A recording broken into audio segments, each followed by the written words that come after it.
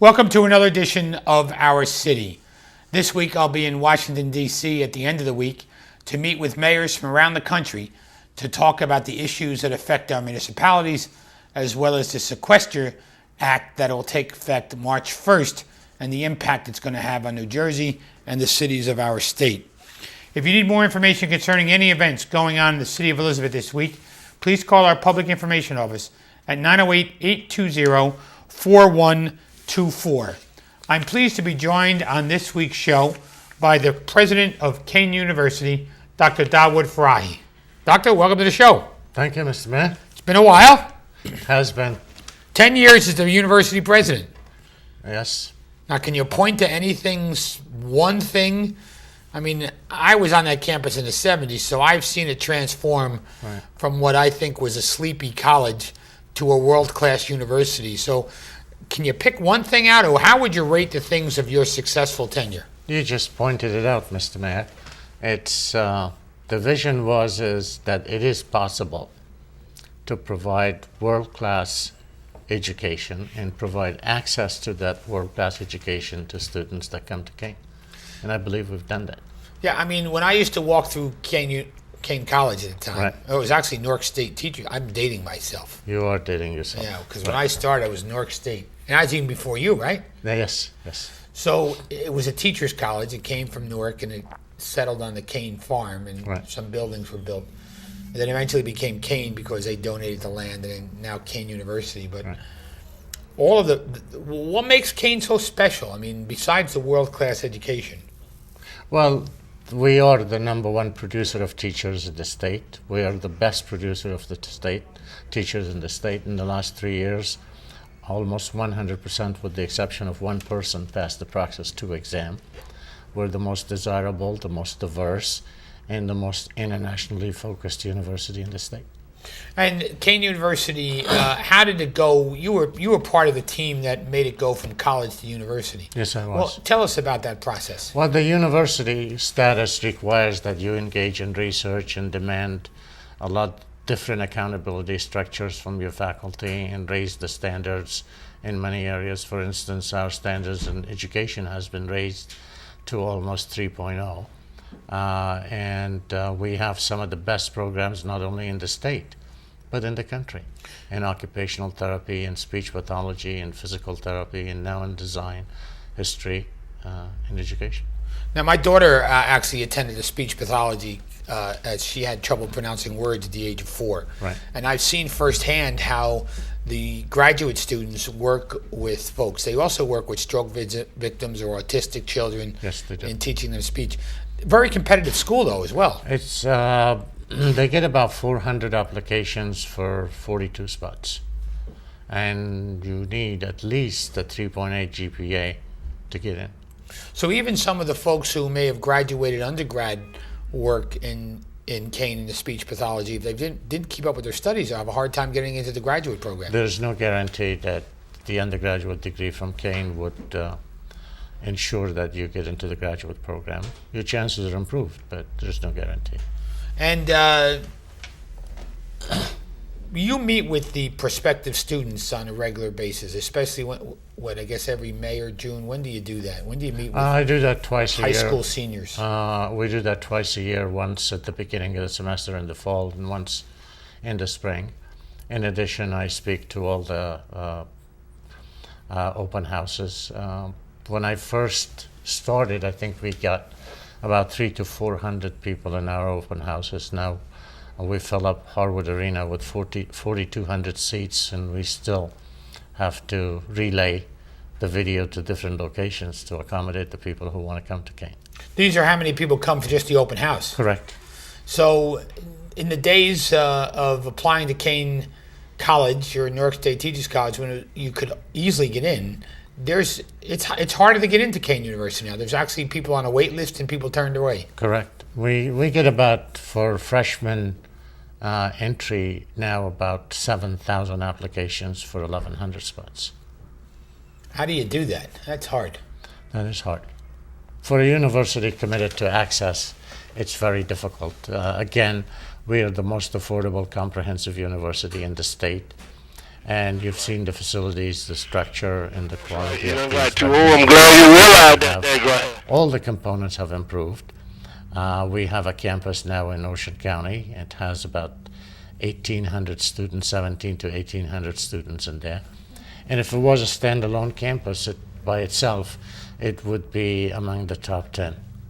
And you often say in many of your State of the College speeches, you often say that higher education is the great equalizer in American society. Can you expand on that? Well, the best example of that is you and I sitting in here. If it wasn't for higher education, I wouldn't be sitting here with you. When I first came to this country, I used to clean doctors' offices and landscaping during the day to pay for school. And now I got my own parking spot. So do you. If it wasn't for higher education, you wouldn't be sitting here, would you? No, my higher education was at Kean, and my degree is in economics, and my graduate degree is in public administration. And at one time, you were my professor. Yes, I remember that. Way back when you were still working on the side cleaning lawns. I had quit that job by then. Yeah, I had quit that job. But in America, this is one nation that most people might want to say this or that, but it's one country in which innovation, creativity, and artwork still pays. And the only way to level the playing field is a higher education. If you have an opportunity to get a higher education, don't skip on it. You'll get your own parking spot. There's still challenges facing not only Kean University, but higher education throughout the country. Why don't we talk a little bit about challenges that you not only face as a president of Kean University, but also the Kean University campus in relation to colleges around the country? Well, there are some common issues, and there are some uniquely to New Jersey, and a couple uniquely to Kean. But nationwide, higher education will not survive against, except the Ivy Leagues, the ones with large endowments, against the online systems, against the community colleges, unless you provide the totality of an educational experience. Land-based institutions like Kean, they have expenses in buildings, they have expenses in faculty that work here, they have expenses in terms of heating, air conditioning, and all of that. Those are becoming larger and larger as time goes on, and the capacity of the students to pay for those expenses is becoming smaller. And at the same time, states are not able to provide the type of support that they used to provide. As a good example, in 1986, we were provided with the same level of support for 8,000 students that we're provided now for 16,000 students. And that's in non-inflationary dollars. So if you adjusted it for inflation, it would be about 1/3 of what we used to get. So the cost of education is more borne by the individual instead of being supported. And that's always a challenge when it comes to being accessible. It's about 82% of the cost is borne by the students now. The other problem is that in terms of what the universities offer and what the students need, higher education is one of the toughest places to change. To transform higher education is even tougher. So the degrees and the programs that are needed are very difficult to implement while you're paying for programs and degrees that have existed for hundreds of years. We have, for instance, one of the newest sustainability programs. We have programs in green jobs. We have programs, as you know, in allied health, which is very much needed for the aging population and the kind of services they would need. All these programs require new faculty and new expenses, and yet you still have to maintain the programs you already have. You know, Dr. Fry, you mentioned online education. Right. As someone who spent a lot of years in the college experience, as well as, you know, currently on your adjunct faculty in public administration, isn't the room to cheat on online education so much higher? How do you measure the online education? Well, measuring the outcomes of an online education is very difficult. There are ways to do it in certain programs. And again, online education siphons off resources with programs that do not require labs, do not require computers. capacities, like we have to maintain biology labs, chemistry labs, and so on. So it becomes much cheaper, and they'll do the cheaper part of it. The second part of it is that you cannot be sure that the outcomes you intended to achieve is actually achieved. And number three, you don't know whether the individual that gave you the paper or took the test was actually the person who was supposed to take the test. There are ways of making sure your chances are better, but on the average, it is still very difficult to do so. In online education versus a degree from a land-based university, Right. if you're an employer Right. and you see do you think there's a difference in how they attract that candidate? Do you think you hire the person that went to a university where there was a professor, or you think online education is something that you would look at as well? That is still the most desirable one. Yes, that's still preferred by the employers. That's still preferred by land-based institutions. And the online is more of a satisfaction to the individual that you got that. And also it's a matter of convenience. It's also location-based, meaning you can do it at home rather than coming. But the learning environment of a university is about 30% only in the classroom. The other 70% is inside the university with the teachers, with the students, with pizza parties on Saturdays. All these things are part of the learning process. The social atmosphere is not there in an online education. No, you can't have it. And also the numbers are immensely. For instance, Phoenix, I know that for a fact, in 2001 had less than 50,000 students. Today, Phoenix Is that nationwide or worldwide? Nationwide. Today, Phoenix has over 500,000 students. If a university can afford to take ads during the Super Bowl, you know how much money that university makes. And some of their classes are 600 to 700 students. And they have, how does it work? Is there one online professor that deals with the Correct. 600 to 700 students? Well, they're all done through standardized systems that are repeated over and over again. Kean University is majority in Union. There's a sliver of it in Elizabeth. 4.5 and there's acres. part of it in actually Hillside, right? The Pingree campus would be considered Hillside, or no? It is Hillside, yes. It is. Yeah. So the surrounding community, the resources and the services, how does Kean interact in the surrounding communities? I think we have an amazingly good relationship with the surrounding communities in Hillside and, of course, in Elizabeth and Union. We provide theatrical programming that hundreds of thousands of people use annually. We have speeches and lectures that people use. We also are the home for many of the high school games that people come to. And we're there always to help out the communities. I mean, you and I are working on the University Boulevard. That's another area.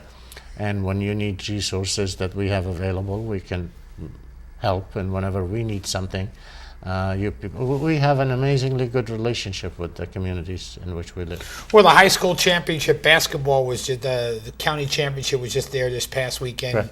I've been there for a football state championship where Right. Elizabeth played Piscataway back in the fall. So the commitment of Kean to the surrounding communities is maybe not noticed as much, but people sure can take advantage of that is the main reason for a land-based university, to provide all services and opportunities to the community. And there are a lot of other opportunities. Whenever the communities need something, we're there for them. Is there an economic impact to the local and regional areas from Kean There was a University? study done about 7 or 8 years ago, which has a multiplier effect of 4 to 1. So you take the university's budget and multiply it by 4, and you see that's, generally speaking, is the economic impact. So the economic impact of Kean on the county and surrounding communities are close to $800 million a year. With that, we're going to take a break, run some commercials, come back, talk about the new buildings and the interest that you have in developing a university in China with the Chinese government. Thank you, Mr. Please stay with us after these messages. We'll be back with more with Dr. Dawood Farahi, the president of Kean University. Okay. Welcome back to our city, where I'm joined by Dr. Dawood Farahi, as the president of Kean University. One of the things, Doctor, that I'm often asked is, what building is this? What building is that? A lot of new buildings have gone up in the last 10 years in your tenure. And why don't we start with the one that's still under construction that people drive by the corner of Morris Avenue and is that Green Lane and ask the site of the old timers in our city would remember as a town and campus. Yeah, that building is a 6-story building. On the top floors would be the design programs. At the bottom floor, very bottom, will be a Barnes and Nobles open to the public, and the other 3 floors are dedicated to global business, like global accounting, global marketing, global business. And with our relationship with China, we expect hundreds of students coming to Kean within the next 4 to 5 years. And when is completion of that building? That building would be fully operational next year by the time we get together like today. So sometime a year from now. It has to be scheduled for the spring semester, yes. Okay. Right. The STEM building, which is on Morris Avenue, just before that building or just after that building, depending on which way you're traveling. Right. What does STEM stand for, and tell us about that building? It stands for Science, Technology, Engineering, and Mathematics. The engineering, we do it within JIT and cooperation. And we also have a medical program with Drexel University in Philadelphia. We have biotechnology, science teacher education, bench sciences, and a lot of the scientific areas of expertise. Now, part of the university is you offer doctorate degrees. Correct. We have 2 doctorate degrees now, one in psychology and one in education administration. And a third one is going into effect this coming fall of 2014 in nursing. In nursing. Correct. And the STEM building also has I think a 4-star restaurant right now. There is a restaurant that is owned by the foundation that operates just outside of the STEM building. It's been rated as one of the top best in New Jersey by Money magazines. And Fridays and Saturdays is not easy to get in unless you call. It's called Orsino. Orsino, yeah. And it's a full dining experience, mostly American cuisine. Yes. But all the foods, all the vegetables are grown on site, correct? During the time where we can grow them, they're grown in our Liberty Hall farm, which is a 4.5-acre farm. So it's the concept they call farm to table right there. And all the food that you get over there are natural food. They come from within 100 miles of the university, nothing frozen. Now tell us about Liberty Hall, Dawood. Kean University struck a deal where former Governor Kean, Senator Lesniak, Senate President DeFrancesco, and then Governor Corzine, I believe, signed an agreement on Liberty Hall where Kean now has or owns all of the papers in an agreement with the Kean Foundation. Kean University owns the entire Liberty Hall estate, which has 2 sections, the old historical site and the outside of that, which is about 14 acres that the university can use to develop academic buildings. But Liberty Hall itself, even if you didn't look at anything else and just looked at the paper, it's a treasure trove of Americana. It's the history of this nation during the creation of 1772 to 1789. It's an amazing place. If people haven't had an opportunity to come, they should. It is an intact history of 5 generations of Keans, plus the Livingston family, plus the letters and papers from George Washington to Alexander Hamilton, who lived there himself. Alexander Hamilton lived there. Yes, and so did Martha for a couple of weeks. 8 presidents have visited the place. It's an amazing place with amazing historical artifacts that you could not find anywhere in New Jersey. The university is very proud to be the owner of it. We purchased the land around it, and the Kean family, mostly the John Kean side of the family, matched that to create a foundation, and we operate the historical site as a museum. This way we have protected this national treasure and this state asset for generations to come. Now, the building itself and the papers that you just talked about, is there someone in the history department or someone who's actually as a curator or going through or documenting what these papers are or cataloging them? We actually have 3 people, an archivist, a curator, and a research head. We have already produced a lot of scholarly articles about it. Kean's history department is now one of the top 3 most productive history departments in the state. Some of the stuff over there is unique. It changes the whole view of American history. One of the letters that they found in Julia Kean's diary was published in the New York Times, shows a relationship between Horatio Gates and George Washington that most historians thought didn't exist, because they thought Horatio Gates was trying to get George's job. But in reality, there was a relationship going on between the two of them, and that article changed the whole perception of history from early on during the Battle of Saratoga. Switching gears as we run out of time in the show, Kean University has started a dialogue, and you're much further along with China. Wenzhou University, you've been over there, you've broken ground in the university. Right. How exactly do the mechanics work between a university in China and Kean University here in New Jersey? Well, the Chinese authorities have given us the land and the money to build the structures there. We already have 204 Chinese and 11 American students and 13 faculty members. We're going to raise that number to about 500 by the fall of 2013. And we will have 2 buildings there, and there is an evaluation system internally here in the U.S. and also in China during that preparation period.